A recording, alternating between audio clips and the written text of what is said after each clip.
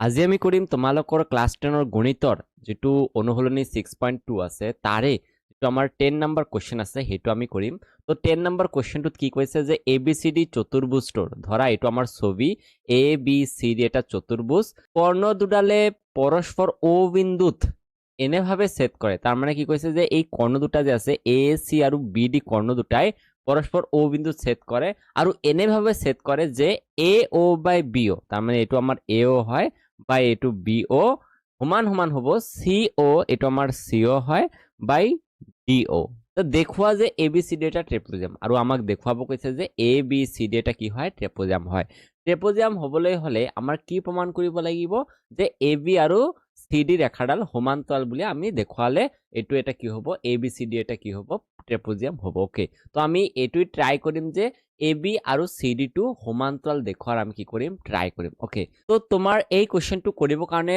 তোমাৰ দৰকাৰ হ'ব উপপাদ্য 6.1 আৰু উপপাদ্য 6.2 ওকে তো তুমি প্ৰমাণটো কৰা আগতে তোমাৰ এই কোৱেশ্চনৰ পৰা তুমি লিখি লবা যে ABCD চতুৰ্ভুজৰ কৰ্ণ দুডাল পৰস্পৰ O বিন্দুত এনেভাবে ছেদ কৰে তো মই লিখিলো ওকে তো ABCD চতুৰ্ভুজটোৰ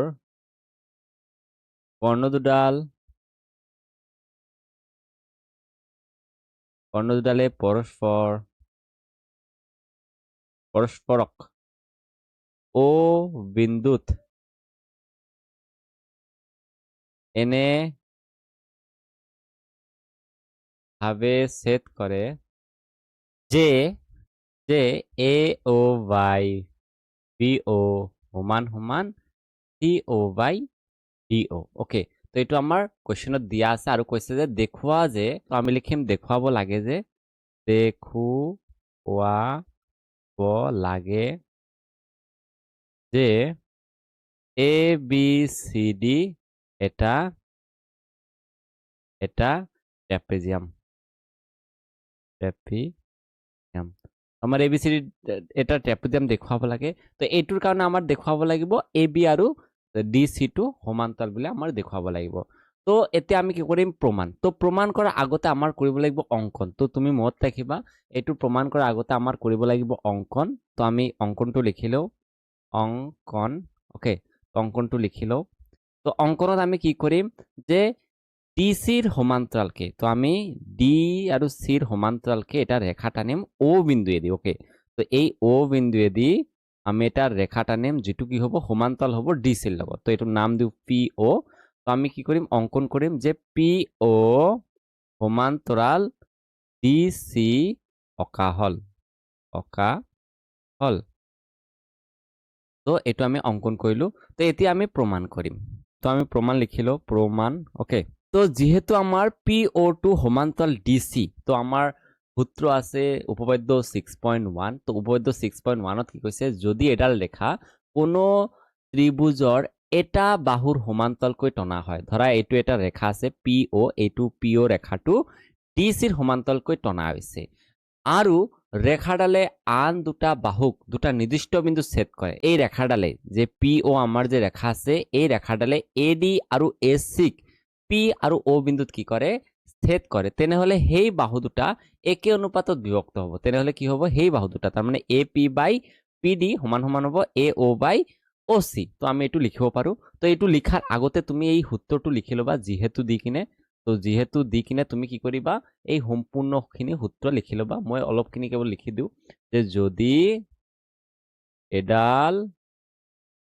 ৰেখা তো মই ডট ডট দি দিলো তুমি সম্পূৰ্ণ লিখিবা হ'ব ওকে তো তুমি সম্পূৰ্ণখিনি লিখিবা তো লিখাৰ পিছত তুমি কি কৰিবা ত্ৰিভুজ ACD তো তুমি যদি চোৱা ACD ত্ৰিভুজত কি আছে PO2 DC বাহুৰ কি হয় সমান্তৰাল হয় আমি লিখিব পাৰো যে PO সমান্তৰাল DC তেনেহলে কি হ'ব AP তাৰ মানে ইখিনিৰ পৰা ইখিনিলৈকে তো আমি লিখিম তলত লিখিম AP বাই PD তো ইখিনি হয় PD সমান সমান হ'ব আমাৰ AO বাই OC তো আমি লিখিম AO বাই OC তো এটা আমি লিখিলো ওকে তো আৰু ইয়াৰ নাম দিম আমি 1 নম্বৰ ওকে আৰু তুমি যদি চোৱা কোৱেশ্চনত আমাৰ দিয়া আছে AO বাই BO সমান সমান CO বাই DO। আমি আকৌ লিখিম, আকৌ দিয়া আছে, আকৌ আমার দিয়া আছে, কি দিয়া আছে যে AO বাই BO, তো আমি লিখব পাৰো AO বাই BO সমান সমান আমাৰ দিয়া আছে CO বাই DO। তো এতিয়া ইয়াক আমি ঠিক কৰিব পাৰো। তো যেনেকৈ ধৰা 1 নম্বৰটোত আমাৰ দিয়া আছে AO বাই OC, তো আমি AO বাই OC বনোৱাৰ চেষ্টা কৰিম। তো AO টো আমাৰ ওপৰত আছে, তো আমি লিখব পাৰো AO, কিন্তু তুমি যদি চোৱা CO টো আমাৰ কি আছে সোঁফালে আছে ওপৰত। তো সোঁফালে ওপৰত আছে যদি আমি বাওঁফালে কি লিখিব পাৰো তলত লিখিব পাৰো CO। আৰু যেটো আমাৰ BO আছে তলত আছে, এইটো আমি কি কৰিব পাৰো তলত আছে যেহেতু হেতু আমি লিখিব পাৰো ওপৰত সোঁফালে। ওকে, সোঁফালে আমি ওপৰত আমি কি কৰিব পাৰিম লিখিব পাৰিম। তাৰ তলত কি হ'ব DO। এটোৰ নাম দিম আমি 2 নম্বৰ। তো 1 আৰু 2 ৰ পৰা আমি কি পাও তুমি যদি ভালদৰে চোৱা 1 আৰু 2 ৰ পঢ়া পাও 1 আৰু 2 তুমি যদি ভালদৰে চোৱা ইয়াতে কি আছে AO বাই OC, আৰু ইফিনেও কি আছে AO বাই CO। তো OC আৰু CO একেই কথা হয়। তো এইটো আমাৰ বাওঁফালে আছে আৰু এইটো আমাৰ সোঁফালে আছে। তো আমি কি লিখিব পাৰো যে AP বাই PD, AP বাই PD সমান সমান আমি লিখিব পাৰো BO বাই DO। ওকে, তো এতিয়া তুমি যদি ছবিটোত চোৱা এইটো আমাৰ AP বাই PD আছে আৰু কি আছে BO, এইটো আমাৰ BO হয় আৰু তলত আছে আমাৰ DO। তো এইটো হয়। তো ইয়াৰ পৰা আমি কি পাও যে PO টো সমান্তৰাল হয় AB ৰ লগত। কিয় সমান্তৰাল হয়? কিয়নো তুমি যদি উপপাদ্য 6.2 চোৱা ইয়াতে কৈছে যে যদি এটা লেখা কোনো ত্ৰিভুজৰ যিকোনো দুটা বাহুক একে অনুপাতত ভাগ কৰে।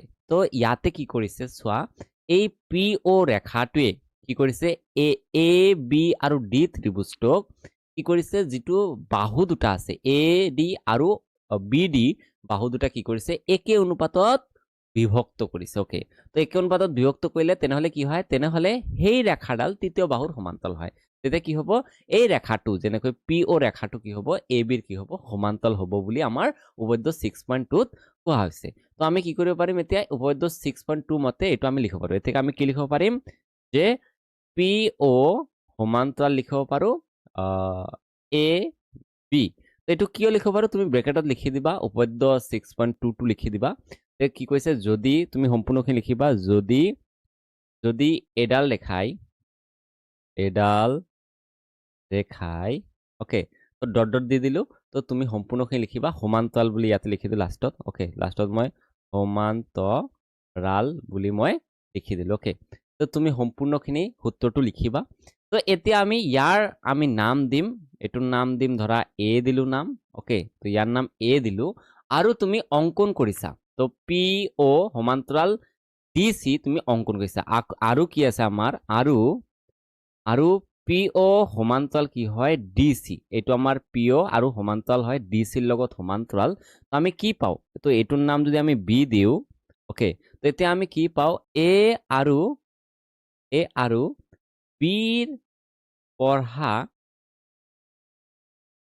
আমি পাও কি পাও A আৰু B ৰ পৰা আমি কি পাও যে তুমি যদি A চোৱা ইয়াত আছে PO সমান্তৰাল AB, তো এইটো PO হয় আৰু AB টো কি হয় সমান্তৰাল। আকৌ যদি তুমি B চোৱা ইয়াতে লিখা আছে PO সমান্তৰাল DC, এইটো আমাৰ PO আছে সমান্তৰাল DC। তো আমি এতিয়া কি পাম যে AB সমান্তৰাল হ'ব আমাৰ DC। তো ইয়াৰ পৰা আমি কি পাও এতিয়া তুমি যদি পাইছা যে AB টো আৰু DC টো সমান্তৰাল তেনেহলে কি হ'ব ABCD এটা কি হ'ব ট্ৰেপিজিয়াম। তো এটাকে লিখিব পাৰো এটাকে ABCD এটা ট্ৰেপিজিয়াম। ওকে, তো এইখিনিয়ে তোমাৰ প্ৰমাণ কৰিব দিছে। তো বহুত ইজি হয়, কিন্তু তোমাৰ কি কৰিব লাগিব দুয়োটা সূত্ৰই উপপাদ্য 6.1 আৰু উপপাদ্য 6.2 দুয়োটা সূত্ৰ ইউজ কৰি কিনেহে তোমাৰ এই অংকটো কৰিব লাগিব।